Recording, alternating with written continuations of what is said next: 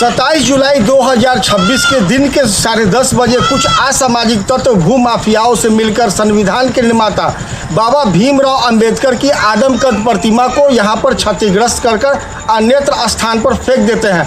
नमस्कार जोहार, मैं मनोज दत्त पत्रकार इस समय लातेहार जिला के मनिका प्रखंड के पश्चिम के दिशा में स्थापित जो जीएम लैंड है, मैं वहां पर खड़ा हूं और जो मुझे यहां पर ग्राउंड जीरो पे जानकारी मिली कि 27 जुलाई की सुबह 10:30 बजे बाबा भीमराव अंबेडकर की जो यहाँ पर गैर मजरूआ भूमि पर स्थापित की गई आदमकद प्रतिमा थी, उसे तोड़कर क्षतिग्रस्त कर दिया। जिसके बाद जो बातें निकली वह बातें यह थी कि यहाँ पर बाबा भीमराव अंबेडकर की प्रतिमा पहले से विगत 4-5 वर्ष पूर्व स्थापित कर यहाँ पर लोग जयंती बाबा भीमराव अंबेडकर की मनाते आ रहे थे।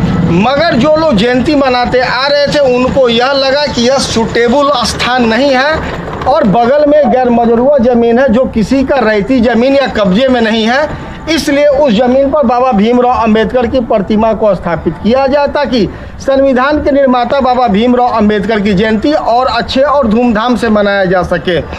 मगर मैं बताना मैं चाहता हूं कि जैसे ही लोगों के अंदर यह विचार आया, विचार आने के बाद आदमकद प्रतिमा का निर्माण भी किया गया और उसका अनावरण होने ही वाला था, उससे पहले भू माफिया असामाजिक तत्वों से मिलकर बाबा भीमराव अंबेडकर संविधान के निर्माता के आदमकद प्रतिमा को क्षतिग्रस्त कर अन्यत्र स्थान पर फेंक देते हैं। और उससे पहले जो कहानियां हुई, यह जो मूर्ति तोड़ने की बाबा भीमराव अंबेडकर की, यहाँ पर एक सविता जी हैं जो पूरी व्यर्थता बताएंगी, पूरी घटनाक्रम को बताएंगी। आखिर ये घटना कब कैसे हुई, किसके द्वारा की गई, बताइए सविता जी। नमस्कार जोहार सर, मैं सविता दास।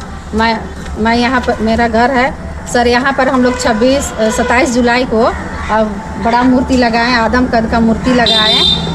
और यहाँ पर हम लोगों का छोटा मूर्ति है तो जगह की कमी हो रही थी सर, इसीलिए हम लोगों ने वहाँ पर बड़ा मूर्ति लगाया। तो इसमें है कि हमारे सुलेंदर भैया और अशोक भैया है दोनों, और हमारी बात अशोक भैया से होती है। इसमें सुलेंदर भैया का कोई भूमिका नहीं बनता है, उनका यहाँ पर कुछ भी नहीं है, लेकिन वो यहाँ पर इंटरफेयर कर रहे हैं। और जितना भी काम हुआ है अभी मूर्ति तोड़ने का, मूर्ति फेंकने का, रात को लोगों को भेजने का, ये सारे काम हमारे सुलेंदर भैया करवा रहे हैं।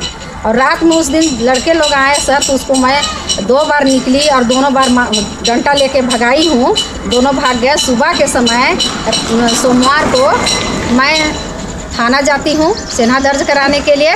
उसी क्रम में 10:45 में उनके कुछ गुंडों ने आके और हमारे बाबा साहब को उखाड़ के और ब्लॉक के कंपाउंड में फेंक देते हैं। तभी पुलिस हमारे साथ आई सर, मैं बोली कि सर उनके पर कार्रवाई कीजिए, तो पुलिस बोल रहे हैं कि नहीं, अब मिलेगा तब ना कार्रवाई करेंगे, कैसे करेंगे बिना बताए। तो मैं बताई सर नाम कि हमारे सुलेंदर भैया, अशोक उनका बेटा, और एक विकास प्रसाद है और एक मल्लू पासवान है, यही लोग थे सर, यही लोग सारा काम किए हैं।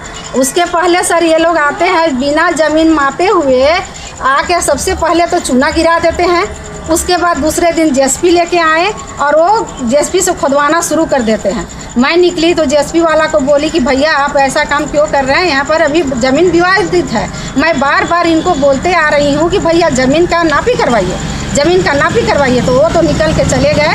उसके बाद ये सब घटना हुआ है सर, और ये सारा घटना करवा रहे हैं हमारे सुलेंदर भैया। देश को बचाने के लिए एक कहावत 1857 में काफ़ी फेमस हुई थी कि चमक उठी जो 57 में, वो तलवार पुरानी थी, खूब लड़ी वो रानी, वो तो झांसी वाली रानी थी। तो मैं आपको मैं देना चाहता हूँ कि वर्ष 2026 के 27 जुलाई को जिस प्रकार से घटनाक्रम हो रहा था, सविता जी ने काफ़ी प्रयास किया, जद्दोजहद किया, जिस प्रकार से झांसी की रानी ने देश को बचाने के लिए किया, उसी प्रकार से देश के अंदर जो जिस संविधान के तहत हम लोग जी रहे हैं, जिन्होंने संविधान बनाया, संविधान का निर्माण किया, बाबा भीमराव अंबेडकर के आदमकद प्रतिमा के लिए इन्होंने संघर्ष किया। मैं इनका नमन करना चाहता हूं। और जिस प्रकार से जो बातें समझ में आई कि पुनः यहां पर बाबा भीमराव अंबेडकर की आदमकद प्रतिमा की स्थापना की जानी है, क्योंकि अब यह मामला बिल्कुल स्पष्ट हो गया है कि यह ज़मीन किसी व्यक्ति विशेष का रैयती नहीं है, बल्कि यह ज़मीन सरकार का गैर मजरूआ ज़मीन है, जिस पर कोई भी व्यक्ति कोई भी पूजा पाठ, मूर्ति की स्थापना कर हो सकता है जो कि देश हित, राज्य हित और संविधान हित में हो। नमस्कार, जोहार, धन्यवाद।